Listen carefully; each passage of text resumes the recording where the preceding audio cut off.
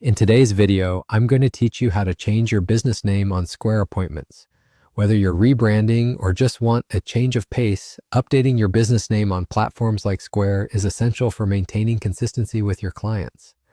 To get started, you'll want to open the Square Appointments website. Simply type in the URL in your web browser and then hit enter. Once the page has loaded, you'll see a list of options across the top. Next, click on the Sign In button to log into your account. This step involves entering your account credentials, the email address or username associated with your account, along with your password. If you've forgotten your password, you can use the Forgot Password link to reset it. Once you're logged in, you'll find yourself on your dashboard. On the dashboard, navigate to the left menu. This is where all your main settings and options are located.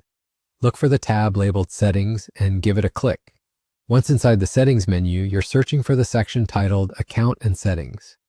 Finding this allows you to access your business account specifics, which is exactly where you'll need to be to implement the change. Now, inside Account and Settings, direct your attention over to the My Business section. Click on it and then head to the About option. This area is where you can control how your business appears to your clients using Square Appointments. Look for Display Business Name within this section. Here's where the magic happens. Find the Edit button that's right next to your current business name. Clicking it allows you to make changes to the existing name. At this stage, you'll be replacing the current name with your brand's new name. Make sure you've decided on the perfect new name to represent your business, because this is how your clientele will identify you on Square. Type in the new name, double-checking for any typos or errors. Accuracy is key. Once you've entered the new business name, proceed by clicking Save. This finalizes the update, so make sure you review your changes carefully before locking them in.